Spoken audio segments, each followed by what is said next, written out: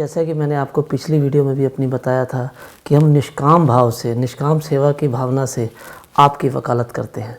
जैसे कि पिछली बार भी बात हुई थी, व्यापारी वर्ग, आम आदमी पैसों के लिए, अर्थ के लिए जितना परेशान रहता है और उसको जगह जगह दर दर भटकना पड़ता है, वो बैंकों में अपने लोन के लिए अप्लाई करता है या NBFC में लोन के लिए अप्लाई करता है। आम आदमी को तो बैंक और NBFC का डिफरेंस भी नहीं मालूम है। इतना वेरिएशन आ जाता है रेट ऑफ इंटरेस्ट में, इतनी परेशानी आ जाती है, डॉक्यूमेंटेशन में इतना वेरिएशन आ जाता है कि जिसका आम आदमी को बिल्कुल भी आभास नहीं होता।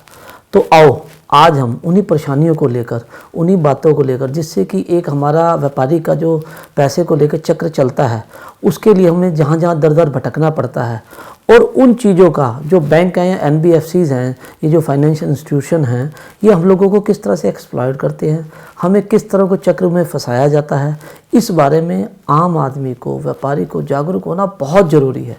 इतना ज़्यादा ज़रूरी है क्योंकि आने वाले साल, 2 साल, 3 साल में उसको जो परेशानियाँ आती हैं, उसका वो उस दिन आभास बैंक होने ही नहीं देता है।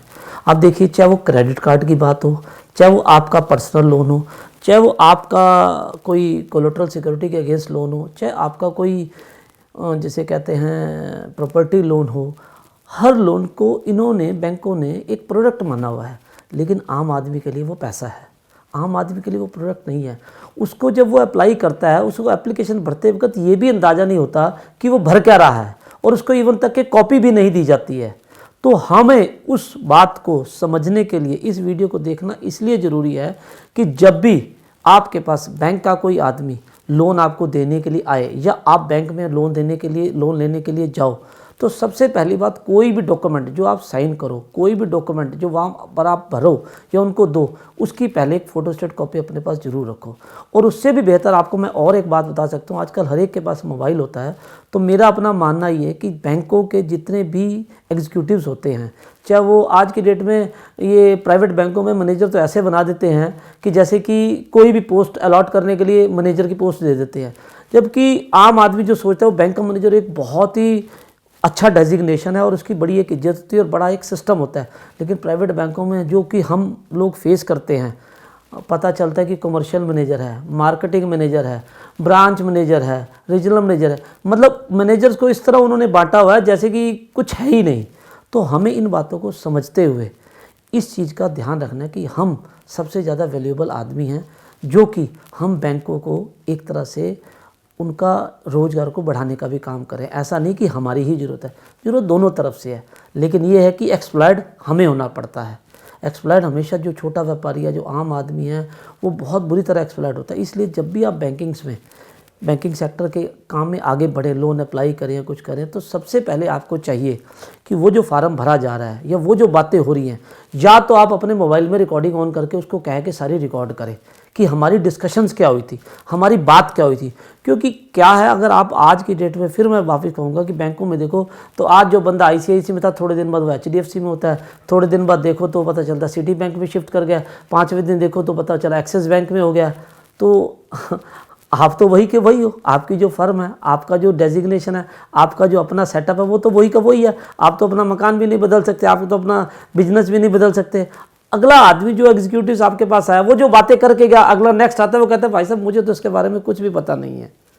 तो हमें ज़रूरत है इस बात के लिए जागरूक होने की, क्योंकि देखिए, मैंने पिछले एपिसोड में भी आपको बताने की कोशिश की थी, जितना व्यापार जगत है, जितना दुनिया का सिस्टम है, वो अर्थ से चलता है। अर्थ यानी कि पैसा, यानी कि जब वो पैसा और अर्थ, जब आदमी को ज़रूरत होती है, वो कहाँ जाए, और जब वो जाए, उसके साथ पता चला जो उसकी पैसे की परेशानी थी, उस परेशानी के एवज में उसने 4 परेशानियाँ और ख़रीद ली।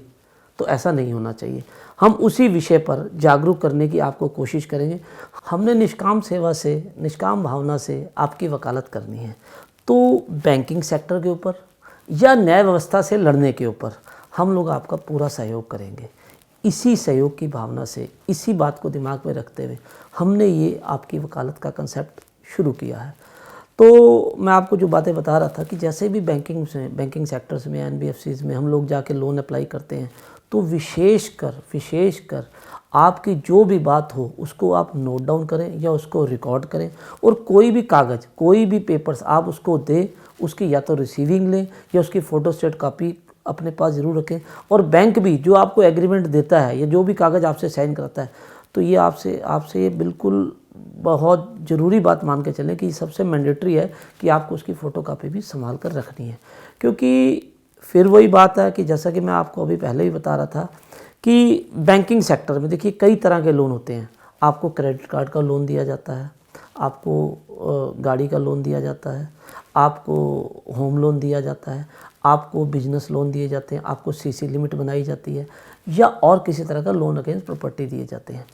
इन सब विषयों के ऊपर मैं आपको अगले एपिसोड में एक एक प्रोडक्ट को जो कि बैंकिंग की लैंग्वेज में, जैसे क्रेडिट कार्ड उनके लिए एक प्रोडक्ट है, डेबिट कार्ड उनके लिए एक प्रोडक्ट है, होम लोन उनके लिए प्रोडक्ट है, आम आदमी के लिए वो नहीं है। आम आदमी तो सोचते हैं कि मैंने पैसे लेने हैं, उसको इस बात का ज्ञान ही नहीं होता, उसको इस बात का ध्यान में ही नहीं आता कि ये बैंक हमारे साथ क्या करने जा रहा है।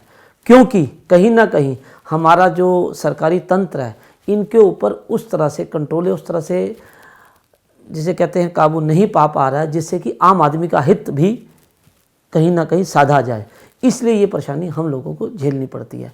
और जब ये परेशानी बढ़ जाती है तो हम मुंह देखते हैं न्याय व्यवस्था का। हमारे पास सबसे अंतिम जो अवसर है, जो अंतिम हमारे पास रास्ता है, वो न्याय व्यवस्था का है। तो न्याय व्यवस्था में भी जैसे कि पिछली बार मैंने कहा था, जस्टिस डिलेड जस्टिस डिनाइड। हमारे पैसे जिसका हमने ब्याज दिया या हमारे पैसे जो कहीं पर भी फंसे हुए हैं, जो हमें लेट मिले, इन सब का जो ब्याज का मार है वो बैंकिंग में मल्टीप्लिकेशन होता चला जाता है। मेरे पैसे अगर चेक डिसऑनर की वजह से नहीं आ रहे हैं तो मेरे पैसे का ब्याज मुझे मार रहा है। अगर बैंक ने मुझे लोन दिया और मैंने उसको रिफ़ंड करने की भी कोशिश की तो वो ब्याज के ऊपर ब्याज की कुछ ऐसी टर्म्स कंडीशन जोड़ देता है जो कि उस एग्रीमेंट में इतनी बारीक, इतनी छोटी छोटी लिखी होती हैं और 16-16, 18-18, 20-20 पेज की जो होती हैं, जो ना तो कोई पढ़ता है ना पढ़ पाता है। क्योंकि जब हम लोन लेने जाते हैं हमें सिवाय पैसे की ज़रूरत के उसके अलावा ज़्यादा कुछ बात समझ नहीं आ रही होती है। इसी बात का बैंकर्स बेनिफिट लेते हैं, इसी बात के जो एग्जीक्यूटिव। देखिए आपको मैं एक नई बात और बताता हूँ, ये जितने बैंक के आजकल खासकर प्राइवेट बैंकों में जितने भी आप एग्जीक्यूटिव देखोगे, जितने भी मैनेजर, इनको टारगेट दिए जाते हैं कि आपने 2 करोड़ का लोन सैंक्शन करना है, आपने 10 करोड़ का लोन सैंक्शन करना है, नहीं सैंक्शन करना तो आपको सैलरी इस तरह दी जाएगी। तो ऐसे में शिकार कौन बनेगा? आम आदमी, व्यापारी। इसमें तो कोई कहने वाली बात ही नहीं है कि मुझको आज अगर कोई टारगेट दिया जाएगा कि मैंने वो टारगेट पूरा, तो मुझे महीने के एंड तक अपना टारगेट नज़र आता है तो मुझे कैसे भी आपसे झूठ बोलना पड़े, कैसे भी आपसे कोई कागज़ साइन कराना पड़े, वो टारगेट ले जाकर मैंने बैंकर को देना है, अपनी जो इंस्टीट्यूशन है उसको जाके हैंडओवर करना है कि देखिए मैंने इतना लोन दे दिया है। इन सब बातों का जितना भी नुकसान होता है वो आम आदमी और व्यापारी को होता है। जैसे कि अगर आप दूसरे तरीके में देखते हैं, किसानों की तरफ देखा जाए तो किसानों को इतना ज्ञान नहीं है तो वो भुगतते हैं, उसी तरह व्यापारी को भी एक दूसरे लेवल पर आकर उतना ज्ञान नहीं है बैंकिंग्स का। जिस तरह के एग्रीमेंट्स हैं, जिस तरह के वो अपने कॉन्ट्रैक्ट बनाते हैं, जिस तरह के वो अपनी टर्म्स एंड कंडीशन रखते हैं, आप सोच भी नहीं सकते।